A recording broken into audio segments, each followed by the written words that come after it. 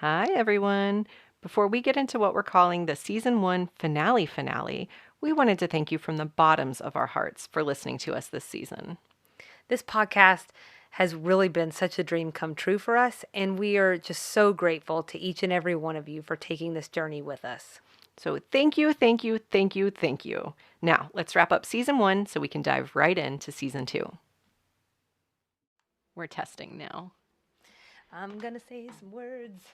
I'm gonna scratch my legs. Oh. It's kind of funny. Do you want psoriasis or poison ivy? Take a pick. Because I probably got both. What if you just need lotion?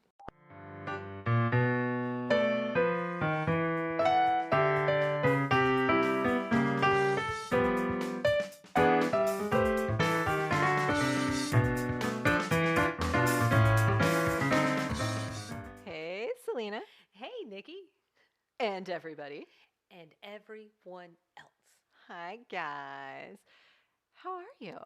I'm good. It's been a minute. About a month. A month. Yeah. Yeah. We took a nice lengthy break from episode 21. Yeah. Well, we took a nice lengthy break from being in front of microphones. We did. So I feel like we've still been working. There's been a lot of work. We are actually in the midst of preparing for season two, which is coming very soon. I've had some homework to do in this break. I've had to watch Pretty Woman, which we'll be reporting on in our next episode. And then in this episode, we had to dig back in the memory bank. We had to dig way back to think about some of our favorite moments, both in the podcast and in the episode. So we've had a lot of work to do. Yeah. Did you get some rest? Fun work. Well, I'm very excited to say that not long after our last recording, like I looked at Casey and I was like, get me out of here. And so, we started looking around on Airbnb, what's close by, and we wound up in Hiawassee. So, oh, nice. Yeah, so if you're not from these parts, Hiawassee is in North Georgia, mountain town area. So, you can. I hadn't been there in like 12 years or something, but it is very beautiful. And we actually stayed in a dome. A dome? Yeah. So I kept calling it a tiny dome. And I asked Casey, I was like, is it a tiny dome? And he was like, it's just a dome, Selena. But what would be a large dome? The Georgia Dome. Oh. That's a large dome. Is it like an observatory? Kind of, I Okay. guess, because like it's like a glamping situation. Okay. So it literally is like shaped like a dome, and it's like plastic. Okay. So it kind of keeps the outside elements out, kind of. And I've got a reason to say kind of. And then, but then they have like sheets over it, so not like actual like bed sheets, but some kind of covering over it so you can sleep in the morning. Like, I so see. it's not clear. I see. Yeah. Okay. And then, but the top is open, so in theory, you could stargaze. It's under a lot of trees, though. Oh. So a lot of that sap gets on the top. So, as soon as we got in there, I was like, well, I can't see out the top. They could have cleaned it for you before you got there. I wonder almost if they did.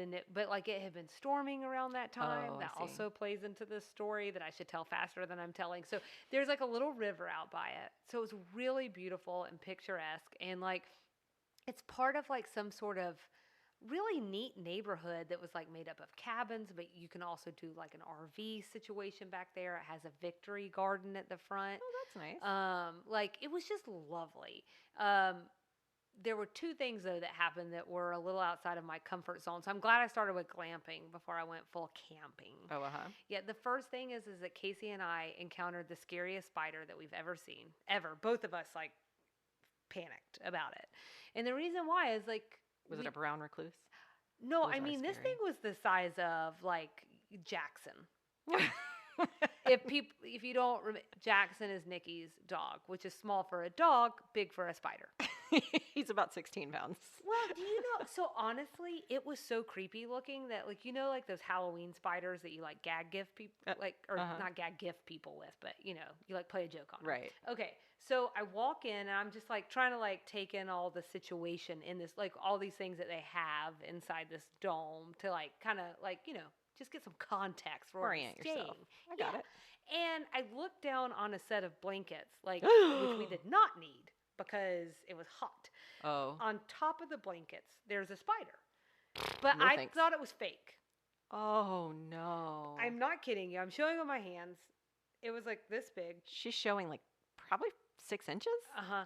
And I mean, it was like one of those perfect angular, they just have that Nasty. real like weird Did you look. take a picture?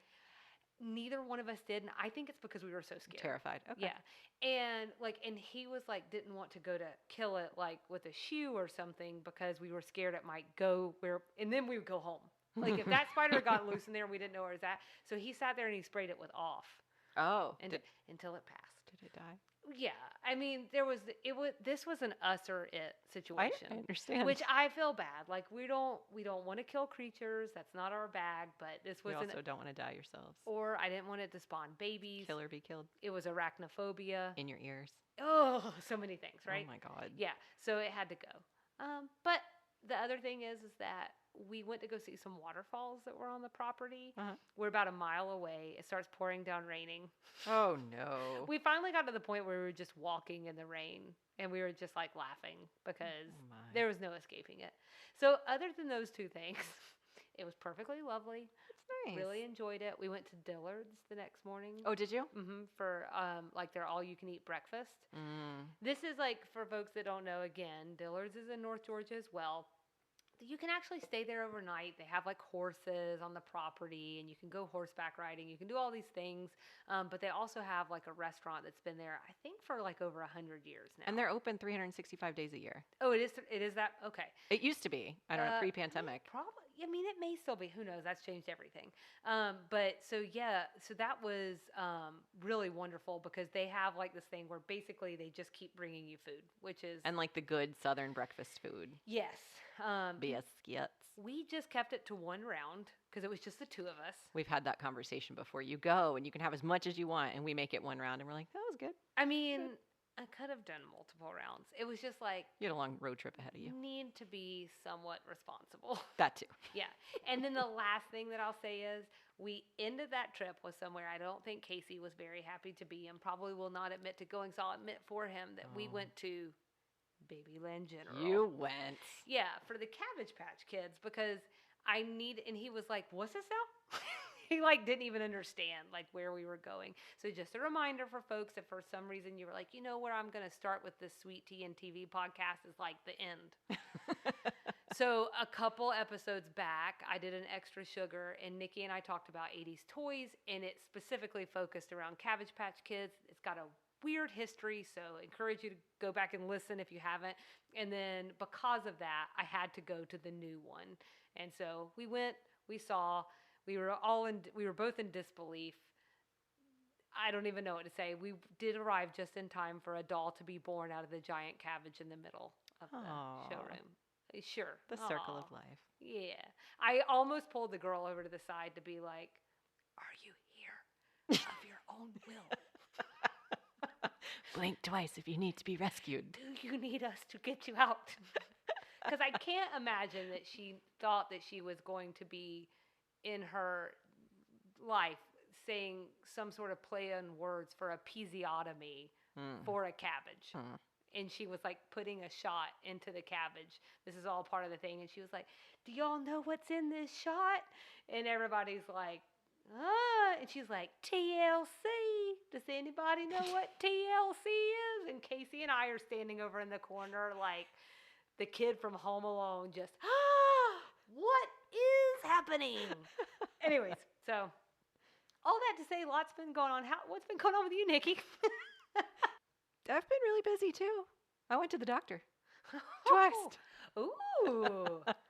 My itchy legs. It just was killing me. It was killing me. I lived with it for like a month and a half. I talked about it the last time we recorded. We opened this episode with an outtake about it. I don't know what it was. It's out of control. So I finally made an appointment at the doctor and nothing. No cause, no obvious like anything. So it has resolved. I feel better. No, she gave me a steroid cream, but I had already been using a cream before that I think helped it. Like 2 days before I went, it really kind of stopped itching. You just need to go to the doctor. I'd already made the appointment, so then I ended up getting this was the dermatologist, so I got like the full body freckle mole scan, which was good. I got some things taken care of there. Had a lady doctor appointment. Like I've just been. Now, was that an ode to designing women? Going to the lady pilot. doctor. Yeah. It was an ode to I hadn't been in a really long time, and it was time to start taking care of myself. Ah, okay. I also, just so you know, I just did a lot of things to keep myself from saying like 2, 3, 4, 5 jokes. So you're welcome. Well, I looked at Kyle about a week ago and said, "Get me out of here," similar to the way you looked at Casey and said it.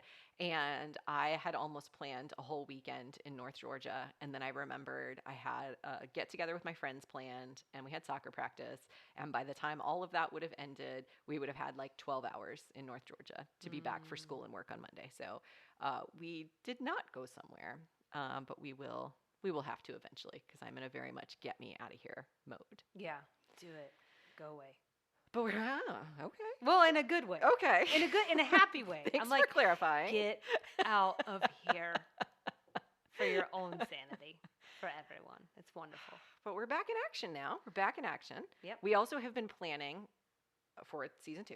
Mm-hmm. We've been planning this, which is our finale. Mm-hmm. We finished episode 21. Now we want to kind of do a recap of the whole season. Mm-hmm. We want to look back at a few different things. So we're calling today our finale. It's the Sweet Tea and TV season 1 in review. Okay, good. I'm glad that you pronounced that for me, because I've been calling it the final finale. Oh, I've probably been typing it the final finale in places. No, not necessarily. So we're going to do a few things today. We're going to start with a by the numbers of season 1. Okay. It'll be fun. Then we're going to share our top 3 moments of Designing Women season 1. Mm-hmm. Then we're going to do our top 3 moments of the podcast. This is sort of like our personal, what we've been through on the back end of things. Sure. Also, I like how I'm acting like I don't know. Guys, I know what we're doing. Like, we haven't shared any of this. We don't know what each other is going to say, but she knows the episode outline. Yeah, we're not this off the cuff. Like, ooh, tell me more. But we want you to know. Right. What we're doing. Yeah. Okay. And then, as always, we want folks to stick around for extra sugar, because we're going to talk a little bit about the critical reception of Designing Women season 1, a little bit about where we are with our characters heading into season 2, and maybe a little bit about what we think is going to happen in season 2. Okay. So you want to get into it? Let's get into it. All right, always just a little bit sweaty. I was thinking again about Nikki, always a little bit sweaty Mace. Just go ahead and throw it out there. It could stick with me for life. That could be on my tombstone one day. Oh, that's... Here lies a little sweaty woman. She was kind, but sweaty. Just always a little bit. Even when it was very cold, somehow, there was still a little sweat. But she wasn't a little bit sweaty. On those days, she was a lot bit sweaty. In the dead heat of summer. Don't worry about it. You live in Georgia. It's never warm. It's just humid, that's all. So let's talk about, like, these numbers. Like, there are some repetitive things that happen over the course of Designing Women. And I feel like we identified some of them really early on. Like, the first time we saw it, we were like, this is a thing that's going to happen. Right. Like, we knew, like, Suzanne's going to flaunt in. Right. You know, she has that's just her character. She's got that air about her or whatever. Mary Jo scrambles in. Yeah. They do all have a very specific entrance that's very focused to their personality. They really do. So for everyone else, like, we identified some things that we thought were regularly happening. And then we painstakingly went back through and counted them, which was painstaking. That's hard. It really was. Counting is not really in my repertoire. It's not my strong suit. Yeah. So I thought, okay, I'm going to like tell you the ones that I counted. We split it up because it was too much for any one human being to do. It was painstaking. It was. So the first one's a little sad. We probably should have started on a happier note, but whatever. There was a lot of fat shaming that took place across the season. There was a whole episode about it. That is what made counting challenging. So I will say that I actually, for this one, just wound up counting the number of episodes. Okay. 10 episodes. Holy moly, really? So almost half of the season contains some sort of something that you and I consider fat shaming. Yeah. So again, we don't want to throw our opinions around on anyone else, but that's what I felt like. Okay? Yeah. So I will say that there were 2 episodes where there were some cut lines, Mm-hmm. but we talked about them in Mm-hmm. our show. So 10. Another thing that we tracked through the numbers is mentions of Suzanne's alimony checks. I was Mm-hmm. actually surprised by how low this was because I thought it was happening all the time. Yeah. But it was five Oh, times. really? That's all? And one was more of an honorable mention. I would love to go back to Selena from 2 weeks ago and go, Selena, what was the honorable mention? Because she probably remembers, but I don't. Oh. So 5. Okay. Huh. I think it's because a lot of times I feel like it started the episode. It was sort of like the Yeah, cold open. Sure. Yeah. Well, but there was something where I think they were talking about someone else's alimony checks. I think that's what it was about. Okay. I think for me, too, it was just a sign of the times because we don't talk that much about alimony checks anymore. No. Or checks. Good point. So, which we've talked about several times over the course of the season. Another one on my list was Julia takedowns. I counted 7. Really? Mm-hmm. Okay. Don't worry, I wrote these down. Okay. So that because I'm curious if some of them you may have not considered takedowns. Okay. Okay. So that was all of mine. Okay. What you got? I had the number of times Charlene took us down a rabbit hole. This one required a lot of subjectivity. Uh-huh. So I counted 17 times. Wow. Starting with the pilot. When Julia comes in and she and Julia are exchanging some conversation, and Julia says, I hate when you break my flow, because Charlene starts going down a path. But we had the pilot, we had Julia's son, there were 2 in Mary Jo's first date. She talks about the quiche and the quickie. That was a rabbit hole. We had 1 in Design House, I Do, I Don't. There were 8 in Old Spouses Never Die, which was a 2-parter. Oh, 4 I per believe episode. that. Yeah, that's the wondering episode, isn't it? I'm just Yes. wondering. Yes, and I counted each one of those separately. Mm-hmm, mm-hmm. 1 in Reese's Friend, 1 in Mary Jo's dad dates Charlene, and then some more, and then there were 3 in Grand Slam Thank You, Ma'am. Wow. So there were a lot in that one too. Yeah. I also counted the number of times Mary Jo mentioned her breasts or someone else's. The chesticles. 4.5.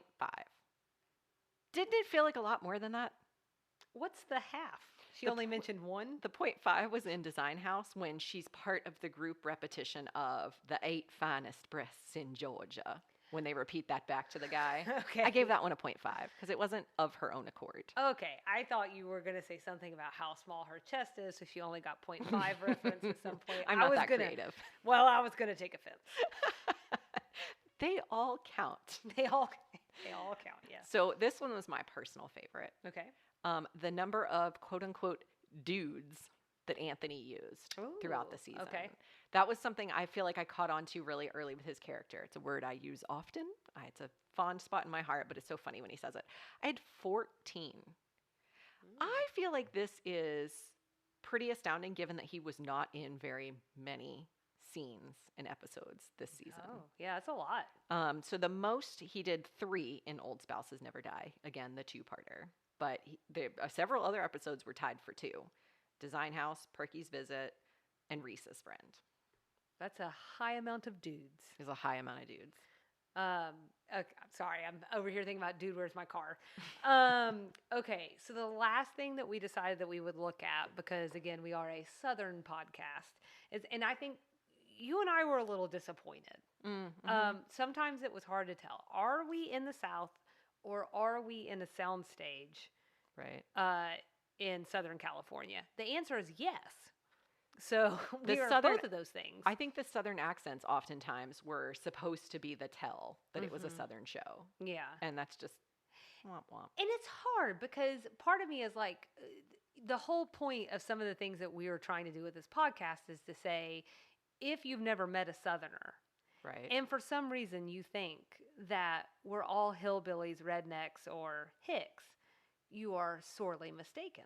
Right. Those things do exist. Right. You could also argue that those things exist all across the nation, and nay, perhaps across the world. Okay? So, but nay. Nay. Oh, you really can't do that with big teeth. But here I am doing it. Anyways, so on the Southern references, do you want to take any guess how many Southern references there are? Did I share that with you? That one I might have actually shared. If you did, I didn't see it. Oh, perfect. Okay, just take a guess across the entire season. I'm going to put you on the spot. 15. Not that light. 90. 90? Yeah. Holy crap. Now, sometimes I would do things like Paisley. That sounds Southern. Oh, I see. So, I see. yeah, it wasn't necessarily like 90 references to Atlanta proper or anything like that. Okay. And then what I did is I broke down that list and I looked across everything. And I said, okay, but what are the deepest cuts, either to Georgia and Atlanta, because that's where we live. Well, we do not live in Atlanta, but we do live near Atlanta. I used to live there. Anyways, it doesn't matter. So the deepest cuts were Macon, Marietta, Atlanta National Bank is not inside the perimeter, by the way. The Chadwick home. By the way, I tried to get the Atlanta Preservation Society or something. I tried to get them to get back in touch with me because I wanted to share the Chadwick home picture. Oh, uh-huh. And I think you're supposed to ask for permission. Uh-huh. Still. Oh, no.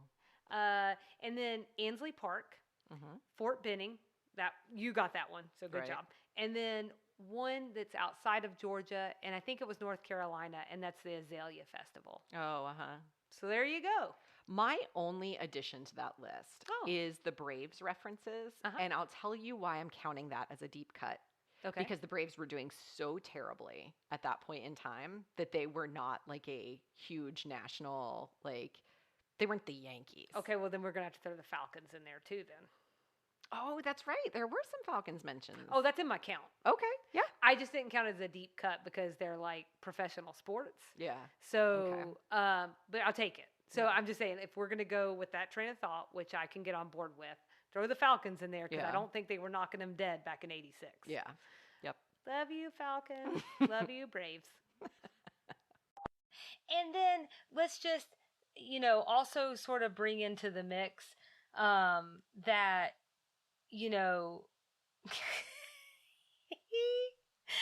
I'm just going to be honest and say I completely lost my point. It was what everybody needs to know. It was a super good one.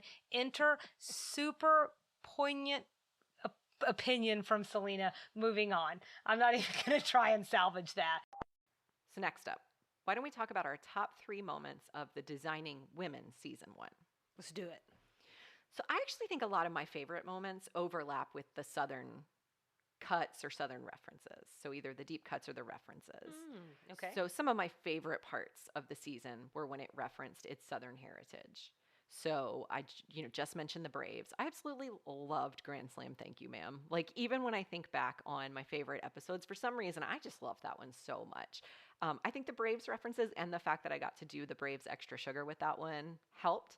But I just loved how they talk about the Braves. It's very exciting. Do you think it's like finally we get put on the national stage? I think that probably has a lot to do with it. And there are things that are so true to my life. And it feels so like, I've seen a million Braves games in person.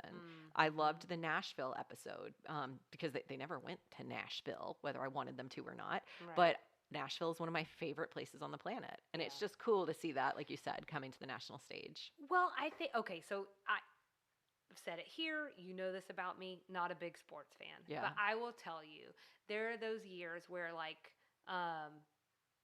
we know, like, we've got a good, here goes me trying to talk sports. We know that we've got a good team built for the Braves or the Falcons. And because of Casey, I have to hear all these commentaries. And I will say over the years, it really ticks me off when commentators never give us a stinking chance. Yeah. Like, even I don't care. But then I get riled up because get riled. It's my home. Yeah, because I'm like, okay, here we go again. We're not going to give Georgia a chance. Yeah. Even though we've proven ourselves, we've had some setbacks. We've had about 25 years. We weren't so great. Some setbacks. But we've also proven ourselves a lot of times, and we've gone the distance, but they don't ever give us a chance. And then there's other teams, and I'm not going to name names because we're not going down that road, but these guys get chances over and over and over again, and the belief in them is automatically there, but for us, it's not. And so I think I feel that. Mm-hmm. And so I wonder if a lot of people in across the country feel this way as we like tell story after story after story about New York City and LA, but we never get to hear about Butte, Montana. Yeah. You know? And so even like Atlanta, like a lot of times I don't feel like Atlanta gets taken seriously or gets taken seriously as a city. Sometimes I might have said that. But like I'm sorry, and I love Atlanta. Will always have a place in my heart, but it is a little bit harder for places in the South, especially, I think, to be taken seriously. So maybe that's where some of the excitement comes from. I think so. And like also, I love the Braves. No, and I think you just didn't.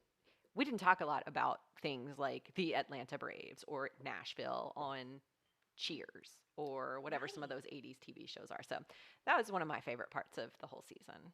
Nice. Okay. Did that one make your list? No. Oh, okay. What was one of yours? I'm actually hoping we'll have different ones. Yeah, me too. But I'll be like glad if there's overlap.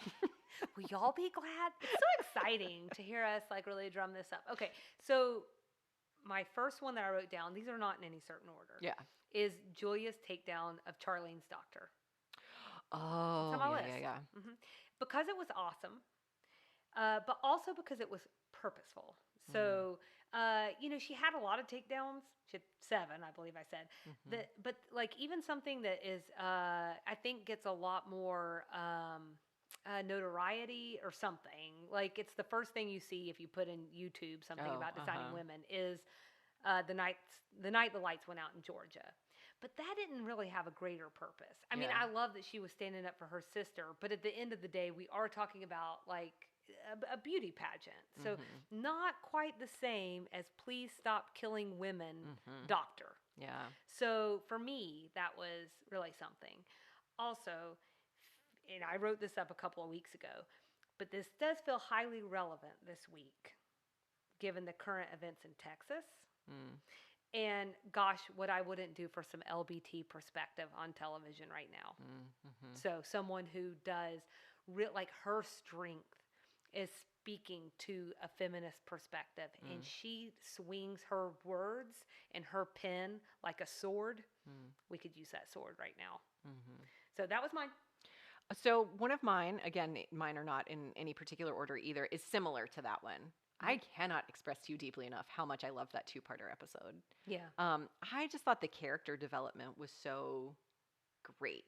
Like watching Charlene go through this emotional roller coaster when she had been such a surface level character to this point, and getting to learn more about her and what drives her was really exciting for me. Watching the women come together in a way they really hadn't. So mine is similar to yours in that I capture that 2-parter episode, which includes Julia's takedown. That was a big moment. Right. And I'll kind of pair that with Susanna in terms of character development, because we also saw Suzanne grow and we saw this different part of her.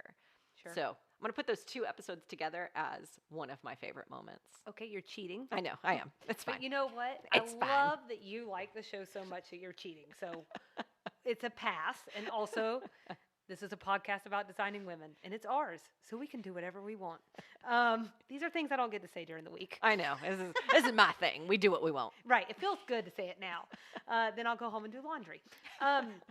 So my next one was that I loved when we finally got some connective tissue between episodes. Oh, Because it's so highly episodic instead of serialized. The times, like it was just the 80s sitcom. Oh, That's not where we were. My favorite was when Mary Jo finally confronted Suzanne about dating and briefly being engaged to Ted, because it happens pilot episode and then we don't hear about it again. No, like this is not real life. So I don't know if you've heard this or not, but they moved some of the episodes around. So they did? What?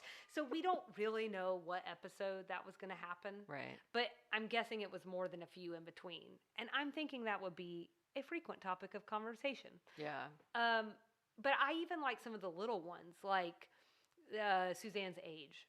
We got sprinkled throughout the season. Yeah. 29 every time she got called 30. You know? So I thought that was really nice too. I do love a good callback. That's mine. My third favorite is something I literally just mentioned. So it's like crossing categories. I mentioned it in my favorite Southern cuts. Okay. And I'm going to mention it here in my favorite parts. Grand Slam, thank you, ma'am. I really, even as I was reflecting back on the season, this one just keeps popping up for me. And I think it had to do with the fact that it was a Suzanne based storyline. And I think just if it's not obvious from listening to the whole season, Suzanne just is one of my favorites. I'm just going to You own it. love her. You love Archie Bunker. I do love her. I think she's great. So I think having a whole episode around her, I loved. Again, selfishly, I got to do my Braves Extra Sugar.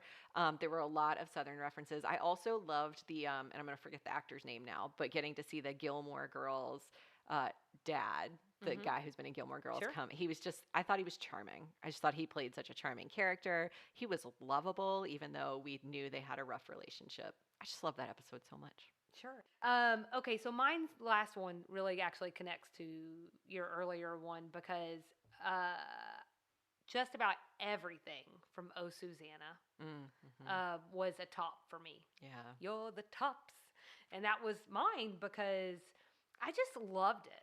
I loved the whole thing. I mean, it was over the top, and she was like, she had some interesting parenting skills, her being Suzanne, but I loved them. Yeah. And I just kind of think that it was the first time we saw growth that didn't stop for Suzanne or revert. Yeah. And I like it when you can take a sitcom and you can bring in that drama element, but in this one LBT just struck it just right. Yeah. It wasn't too sad.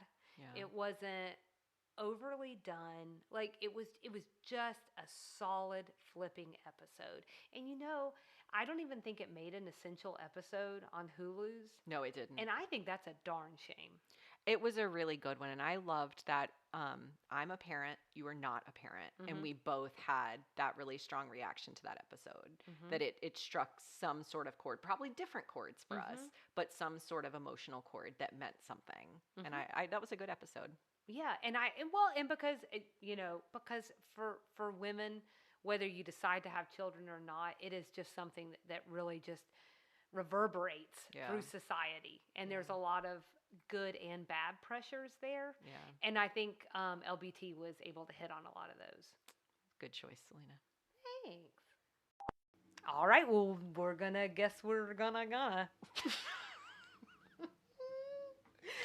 oh, cut that. So we talked favorite in-show moments. Now we're gonna talk about like favorite our-show moments. I feel like this part of the episode is really for you and me to remember the things that we loved the most. Oh, well, great. What an enjoyable listen for everyone else. But hopefully it'll be fun along the way. Okay. All right. So I'm just going to go ahead and throw mine out there that it was busting up stereotypes all season long.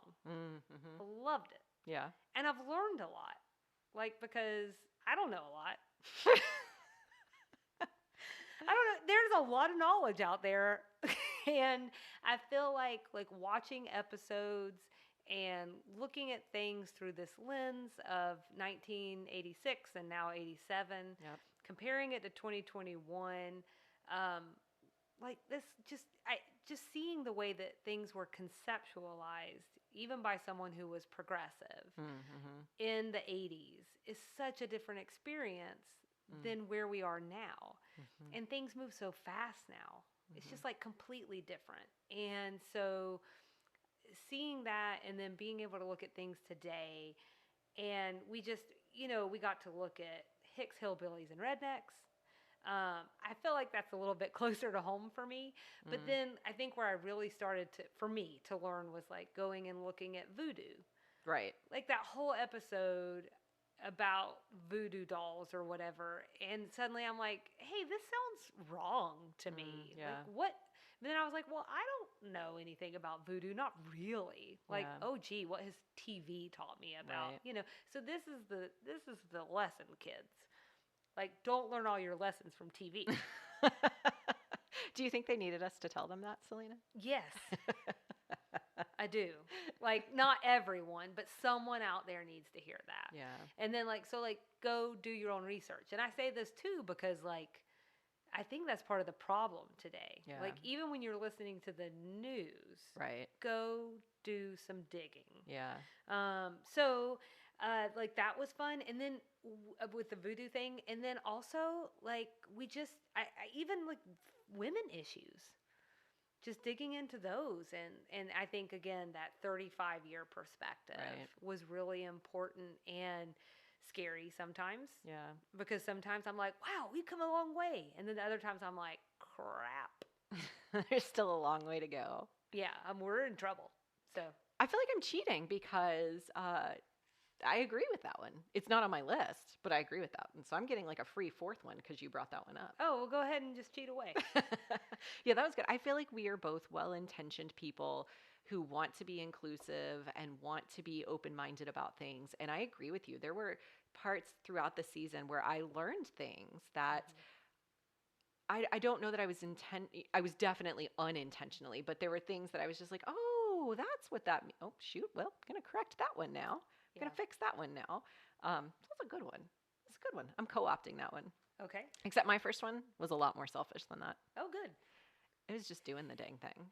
The whole thing. It was just taking this like nugget of an idea that started with us just going on a couple of walks and just kind of joking about quitting it all and starting a podcast. We didn't quit it all, but we did start a podcast. No, we just did more. We just did more. And it's just cool to take that nugget of an idea where we both talked about this Southern experience. We both talked about how that can translate to TV and what does it mean in entertainment and how do we break all that down. And then we learned how to use the technology. We got the equipment. Well, one of us did.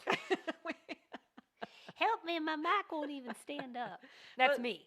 It's just cool to take it, like remembering that first episode we published, remembering when we took the website live and I was like, I did a thing. We just took it live and it's up there now, like doing all these things and getting things, like seeing our little podcast show up in Apple Podcasts or in Spotify. It's just cool.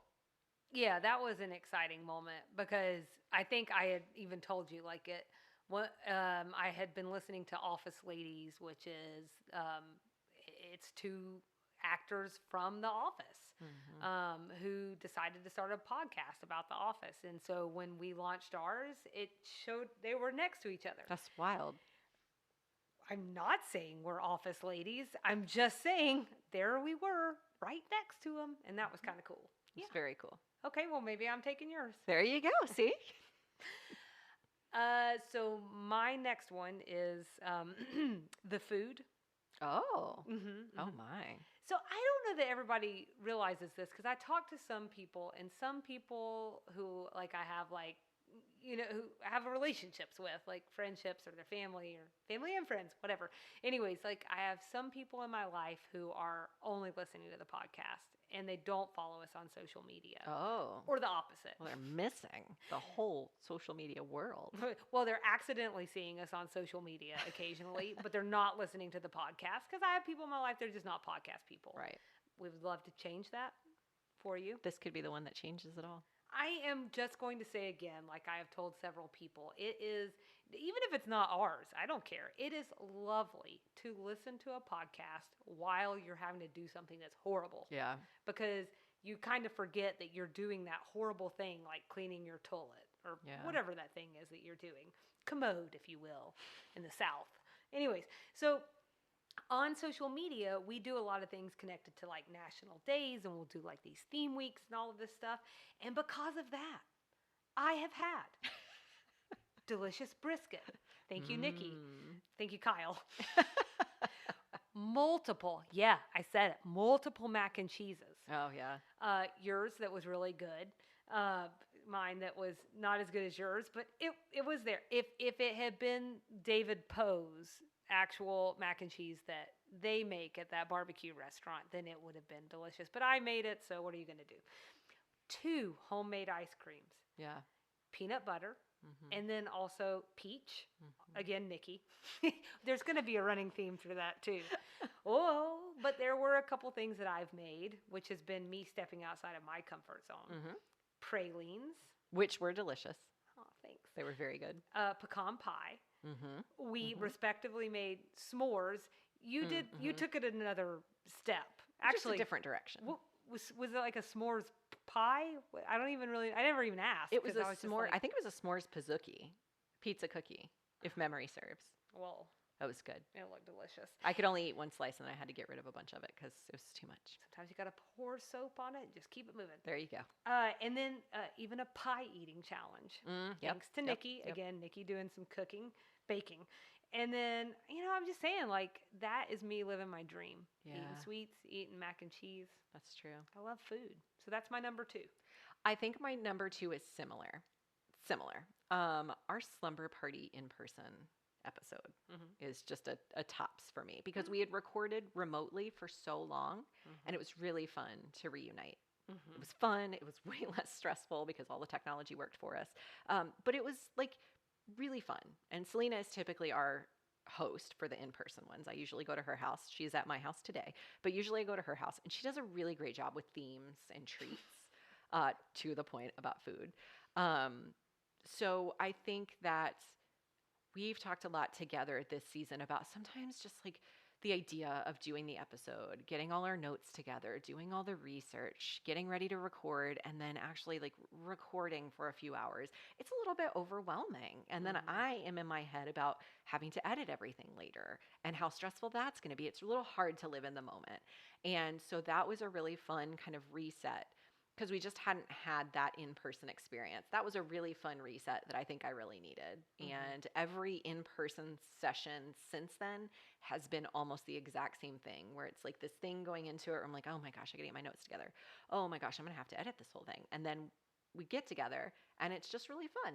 And so that slumber party episode was the one that was particularly fun. There was an in-person recording session behind the scenes. We had to re-record because our mics were not working properly. So an hour and 15 minutes later, realized nothing had worked the right way. Had to re-record. That was less fun. But it still was like, I don't know. It still made it fun to see each other and be in person. So slumber party recording. Nice. Number 2. Okay. And then I am, my number 3 is your jingles. Oh. I still sing Nikki's Nibbles in my head all the time. It gets stuck in my head. I'll be like somewhere and I'm like, Nikki's Nibbles. And I'm like, gosh darn it. Stop it. And I can't help it. It's really good. I think you missed your calling. Like I've got to come up with some new ones for season 2. Yeah. And what a fun job. That and like picking music for movies. I would also enjoy that job. Yeah. We have other jobs. We have too many jobs. My number 3 was hearing my kids talk about hearing quote unquote mommy's voice on the radio when it came on in the car. Oh my gosh, that is the So cutest. Kyle at one point took them to school or something and let them listen to the podcast in the car. And they said, oh, but they not that part. I'm suddenly thinking about all the things I've said that may not be child appropriate. All the anatomical terms, which is great for kids to know. It's good for them to know the actual words. But yeah, so they get really excited and they recognize our logo now. So when it pops up on the screen in the car, they say, "Oh, Mommy's show," or "Mommy's on the radar," or on the radio. So that was really cool too. Oh, I love that. Yeah. And then they're like, "And who is that hyena with you, Mommy?" No, they know you, Miss Selena. They know you. They know it's Miss Selena's voice. That beautiful voice. They know it's you. And they say, "It's Miss Selena." I had to tell them something about you the other day. And Carolina said, "You mean Miss Selena?" And I was like, "Yes, I do. You're right." So they know you. Oh, you and I were on the phone and she came home. Oh, she knew it was you. Right. Do you have any more? Well, I have a million, but we kept it to 3. Just the 3. True. So what do you say? You want to do season 2? Let's do season 2. This next season looks a little bit out of control. We're going to cover AIDS and safe sex. We're going to cover suicide, heart attacks, unexpected baby surprises. It sounds just like a sitcom. There's a lot. Yeah. So this next week, we're actually going to report back on homework that Selena assigned me. I had to watch Pretty Woman for the first time. Yeah. A little late to the party, but we'll still take you. Yeah, I think that one will be fun. We'll see. I've been keeping Selena in suspense about my reaction to the movie, so you guys will hear my genuine, honest reaction and then her genuine, honest reaction to my genuine, honest reaction. Not that much suspense because I can read your face, but okay. Then we're going to take a couple weeks off. We're going to give ourselves a little bit of a break, but not really, because we're also going to be recording season 2 episodes and queuing up social media. So, so you won't really notice that much of a lag, except maybe a couple weeks between episodes. But we're coming back, and in the meantime, Selena is hard at work on social media. So we're on Instagram at Sweet Tea and TV, Facebook at Sweet Tea and TV. You can email us at sweetteatvpod@gmail.com. And our website, www.sweetteatv.com. And you know what that means. We'll see you in several weeks.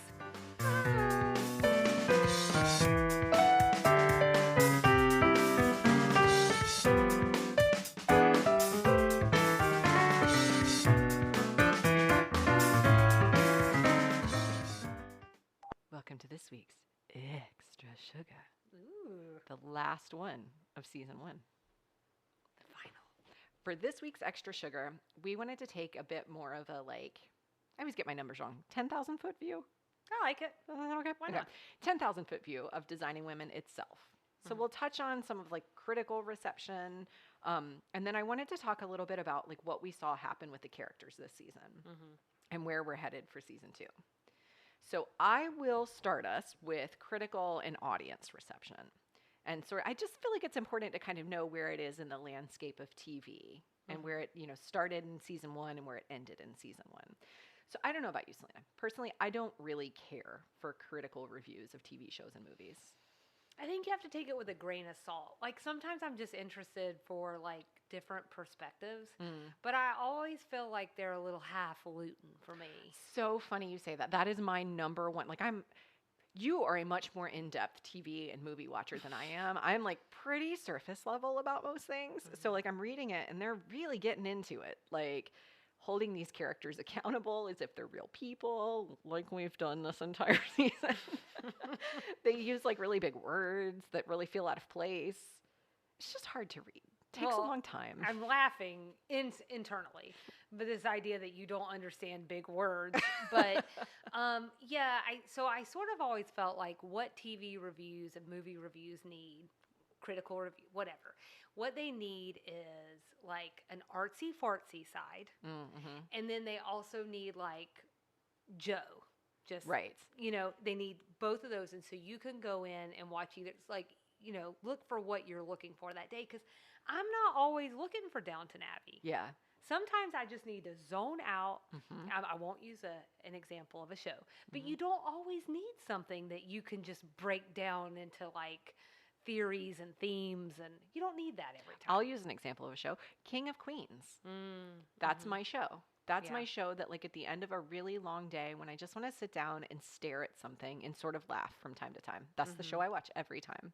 Yeah. Sometimes Everybody Loves Raymond. I've started watching that one. And Modern Family. I'm still not done with that one. But Modern Family goes deep, which we've talked about on here before. Yeah. And even The Office, I've seen it enough times now that I can kind of zone out while I watch it a little bit. But that show's great to watch because it is so intricate, and and on my rewatches of it, I will catch jokes that I didn't even, and I've seen that show through 5 times now. Yeah, and I still catch jokes. That is to me another thing that I love in TV shows. Yeah. So careful, I'll go off the rails. I know, I was going to say, so all this to say, I don't really get into critical reviews very much. I take them exactly as you said, with a grain of salt. I do read a lot of movie reviews before I'll watch a movie, mostly because that's a huge time investment. So I want to know if it's worth my time. TV shows. More so than 7 scenes of, or 7. Sure. Okay. Right. At one time. But I take my friends' recommendations for TV shows. Sure. That's usually how I find TV shows. I think most of us do, right? Yeah. I don't read critical reviews, whatever. Usually I'm just when I watch a show, I'm that was fine. That's my review of most things. Yeah. That's fine. But I do think in the interest of giving that full 360-degree view, we're doing this whole episode where we're rehashing season 1. I feel like we should talk about a little bit of critical reception. So my takeaway, generally speaking, from what I could find, again, we're talking about a show that was on the air many, many years ago. So it's a little bit hard to find critical reviews. From what I could find, I think it's fair to say it wasn't a critical darling in season 1. Yes, I agree. So I found a really early review in the New York Times that said, quote, "The half hour skips by breezily enough even though the one-liners droop occasionally. Miss Bloodworth Thomason is no Susan Harris, whose crackling humor keeps the Golden Girls popping steadily from week to week. On the other hand, Designing Women has a first-rate cast. Now it's all a matter of figuring out where Designing Women goes from here. Already, the show looks like 4 terrific actresses in search of a workable sitcom. So that was from like before the season really even started, the very beginning of the season. I think this is the article we talked about and linked to when we did our pilot. Yeah. Okay, about the pilot. Yeah. So that's kind of where they started. By the end of season 1, I found a People article that called it TV's trashy new splash. I found that to be such a funny classification because after I watched season 1, I didn't think trashy. Yeah. Like, I love the show Roseanne. There are a few seasons of Roseanne that I would call trashy. And I love that show. Where it just sort of gets like, and trashy is such an interesting word because I think of it as sort of like it just gets a little weird. Some of the drama is a little weird. And it touches on things that are like lowbrow, maybe is what I'm trying to say. I didn't feel that from this show. Yeah, I think, like, it even almost becomes this thing where you're looking at, like, class aspects. Yeah. I think, like... Class specs, if you will. Oh, look at you. I think about Married with Children. For me, sort of fits into that mold, maybe. But then I'm like, well, is it because it's a working class family? I don't know. I don't think so. I think that show was meant to be lowbrow. I think there's a whole thing about, like, it was one of the first Fox shows, and that's how Fox started. Yep. They intended to be sort of the lowbrow comedy channel. The everyman. Right. Which maybe to your point, though, is classism. And that's what right. So, like, and this is not something I'm thinking on the fly, which is probably the worst thing I can do. But yeah, I think that's just something that you kind of have to gut check yourself for a little bit. Yeah. But that, wait a minute. So are these critics saying because these women were Southern, they were trashy? Who knows, right? Holy crapoly. Full disclosure, too, like Nikki shared this article with me ahead of time. And so I read the article and I just did not have a good reaction to it. I thought it was highly unfair, actually. Okay. I just did. And I probably should have read it again because I read it a few weeks ago. And I've ingested a lot of information since then. But I just remember thinking, like, really? This is almost borderline rude to me. And then I read like a lot of different reviews over the course of that time.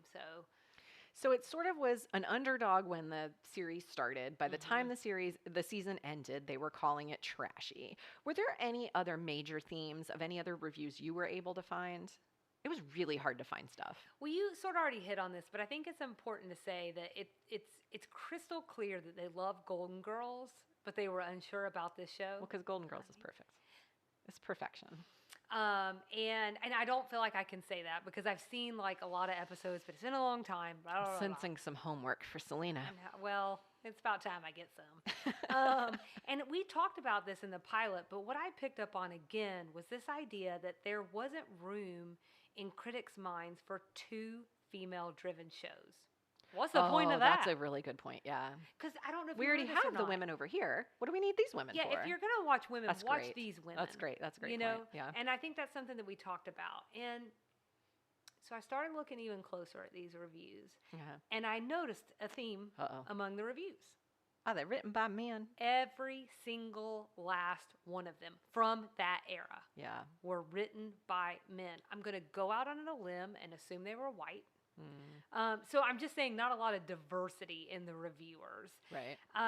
And again, we're talking about a sign of the times. I wouldn't even expect anything different. But my reading, so this is just my personal opinion, someone else might read this and see something completely different.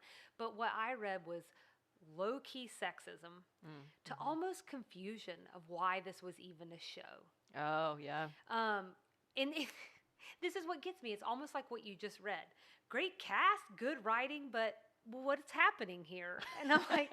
It's a good show with great writing and a good cast. It's a sitcom. Yeah, you're watching a sitcom. Those are women. They have vaginas. Like, I just didn't understand what was happening. And I felt like I was reading like a lot of slaplaments. Here's something that I pulled specifically. As imitations go, it is classy. Dixie Carter, Annie Potts, Delta Burke, and Jean Smart play 4 interior decorators in Atlanta who work, scheme, and complain about men. Were we watching 2 different shows? Yeah, that's weird.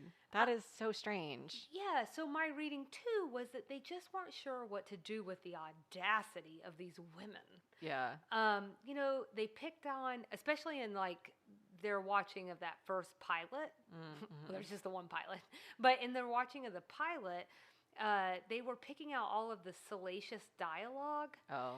But I don't remember any of them commenting, maybe one, on the whole Ray Dawn situation. Again, Ray Dawn is the guy who comes up to them in the middle of their lunch and starts hitting on them. And Julia, it's like Julia's first takedown of the series. That man-eater. She's a man-eater. And now I owe money to someone because I sang that. Anyways, so I think that's really telling because it's pretty obvious why that scene wouldn't strike a chord with, I'm again assuming middle-aged probably, men writing these reviews.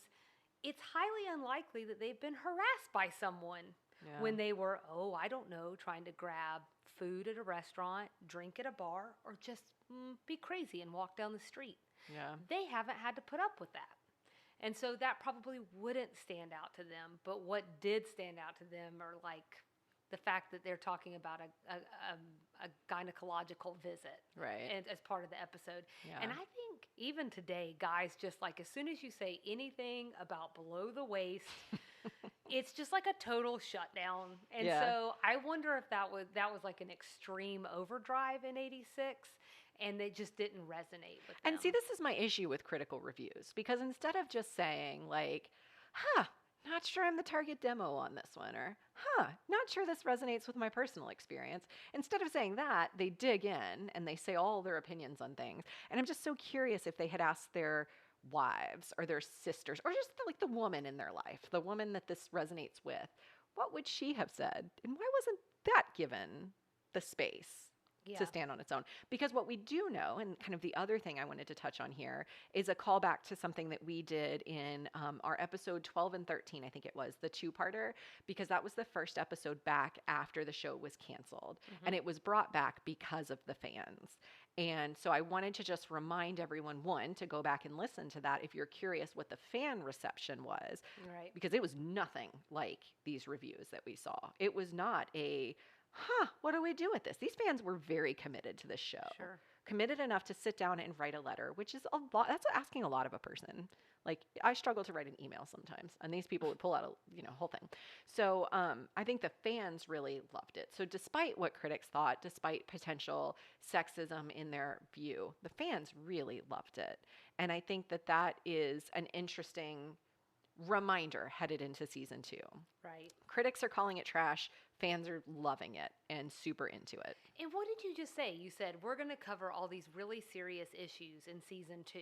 Yeah. So it's not just a bunch of like under the bleacher talk or locker room talk, or right. I think the under the bleacher talk might be new, but you know what I'm saying? Like, it's not those things. So I just think it was just such an interesting takeaway, and I'm so glad that you wanted to talk about this because I wonder if they recognize that. I will say I don't know where, by they, I mean, I wonder if the cast recognized what was going on. Did they see it as sexism, or was it just the 80s? It's just the way it was. Now, I found something from LBT, and she does talk about this a little bit. And she talks about how out of all that they did and all that they accomplished, they got that hair Emmy, like for best hair or whatever for one episode. And I think at the time you had said, well, that's par for the course. She basically, like, word for word said the same thing. So I think she did see some of that then. I don't know if she was I don't even know if she was able to voice that then. Yeah. I don't know if people realize this or not, but there just wasn't women-driven shows. Like, not the cast, certainly not the people. Well, there was Golden Girls behind the camera, and that's it. And Murphy Brown. Right. That's it. Right. You know? And I think that was the point. Like, so these women were unicorns at the time. Yeah. And we're still struggling to get a footing there, I think. So to be honest, I did not necessarily love season one. I had Mm-hmm. some shining moments that I really liked. If I look Mm-hmm. back on the whole season, I did not really love it. And I think I said this really early on, maybe in our pilot episode. I don't typically tend, like even King of Queens, the show I watch all the time, I don't rewatch the pilot. Pilots are usually not so great. The first Yeah. season is usually not so great because they're trying things out. And if this character doesn't work, guess what? They just get rid of them and they replace Mm-hmm. them with someone else. Mm-hmm. And so you get this lack of continuity that just always drives me crazy. So I will almost always jump into season two. Friends, I don't rewatch that first season very often. Gilmore Girls, never rewatch the first season. Oh, really? Yeah. Okay. I always jump in like second season or even if I'm just catching an episode. So I want to be clear that I did not super love this season. The disconnect for me was just that word trashy. And I think exactly what you're getting at. Like, what made it trashy? That we were comfortable talking about gynecology, that we were comfortable calling men on their crap for being sexist and for harassing women, like that final episode we talked about. Is that the problem? So that just, it wasn't a great season. That was an uncomfortable critical review for me because it just Mm-hmm. felt so off kilter.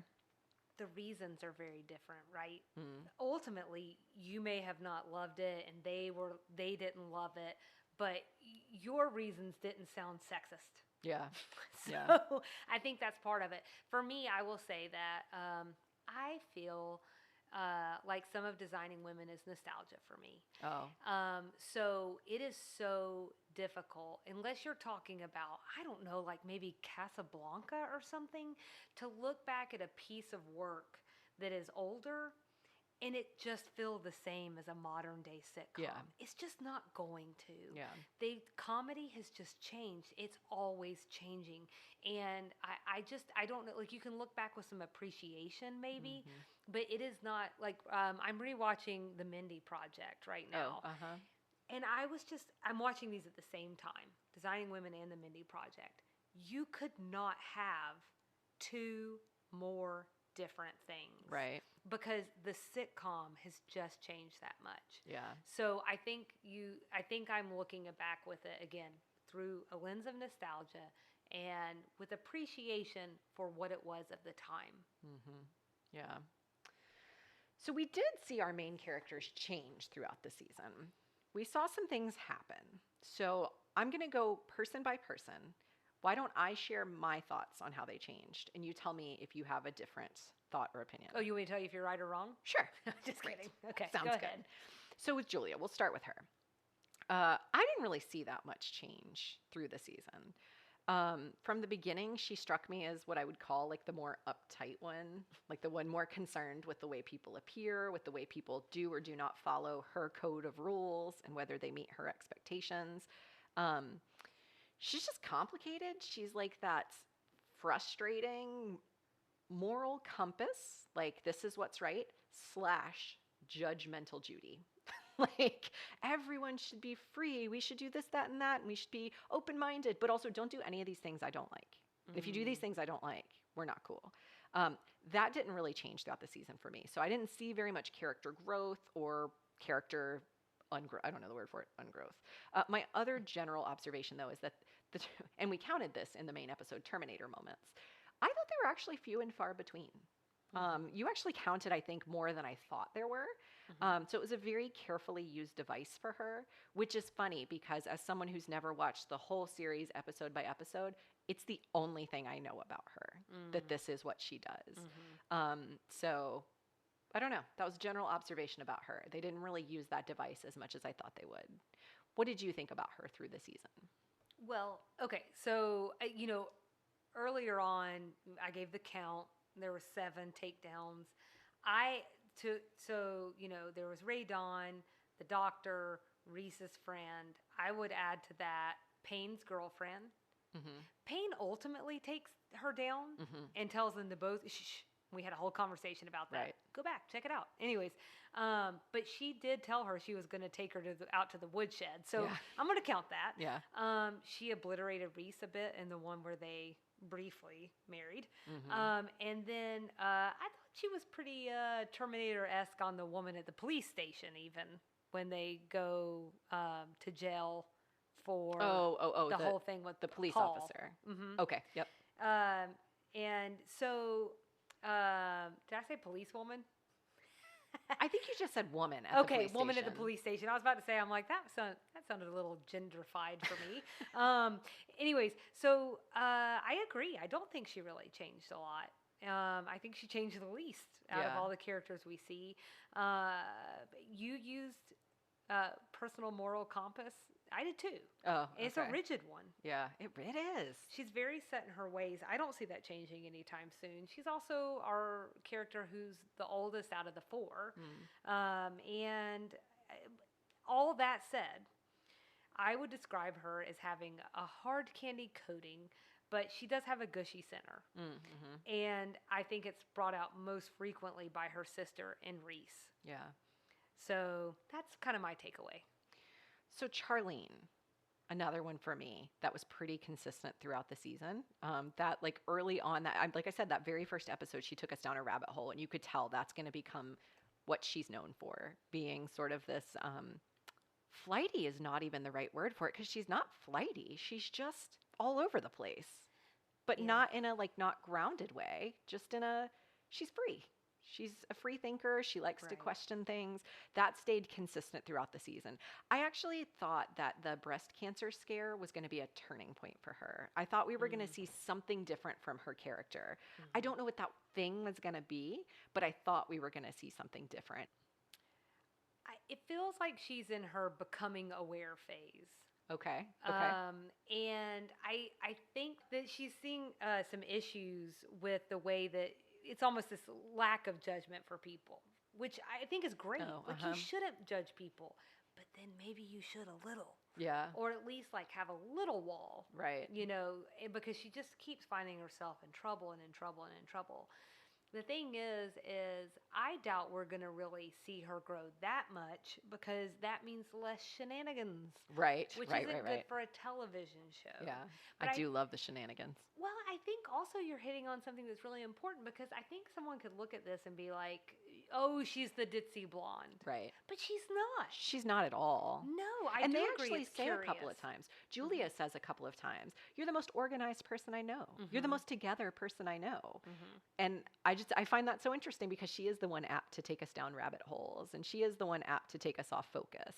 But she's like got it together. Right. And with like I thought the free spirit was a good way to put it. Yeah.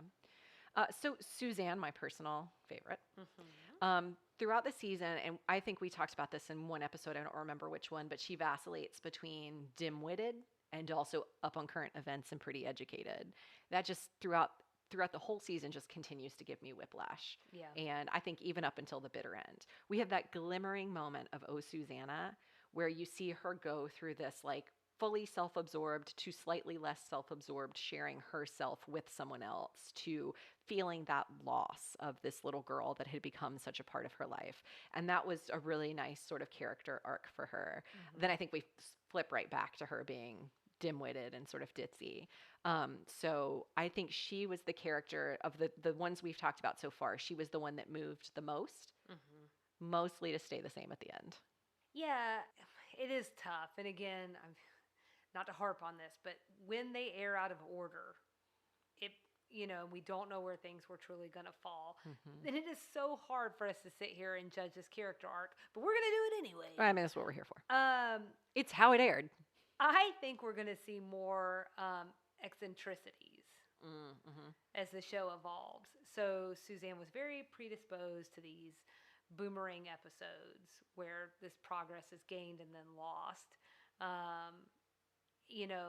I'm hopeful. I'm very hopeful that we will see more things like Oh Susanna in season 2. But yeah, we're kind of in the same place right now with Suzanne. I'm gonna swapsies because I was gonna go in a different order. I'm gonna go to Anthony next. Okay. Only because there's not very much to go off of for him this season. We just didn't really have him that much. I have the most amount of points under his. Oh, good. So what I'll say is that we got to know his aspirations. We got to know that, one, he has this backstory, this criminal backstory. We don't know too much about the criminal backstory, but we know it exists. But we know he's trying to change his life, and he wants to go to junior college. And they've really set up this story for him again, just this future arc that they really haven't done for the other characters. Like we know Charlene wants to get married. That's a big part of what she's doing. We know Julia and Reese are together. We have some of these niblets.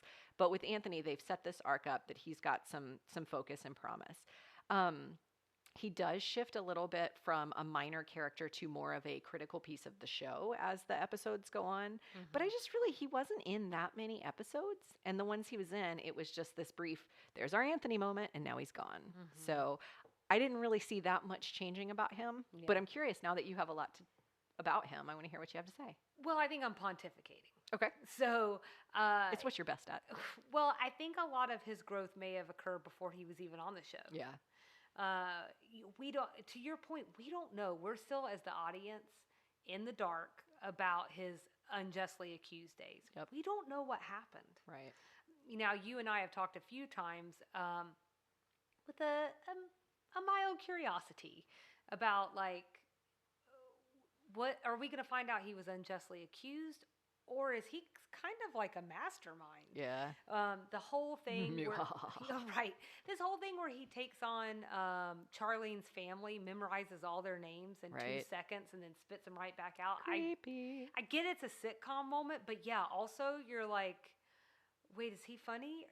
Is he a sociopath? Right. Like, we had this thing about him using the van after hours. Oh, yeah. And we weren't sure, like, was it for a dog grooming company?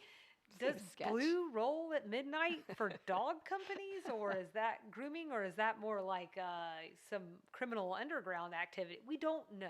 Right. So I want to believe the best. Yeah. And I've already... I cannot profess my love one more time for Anthony on this show. Such a delight. He really, I think, is my favorite character. I have a favorite character out of the women. He's probably my overall favorite character.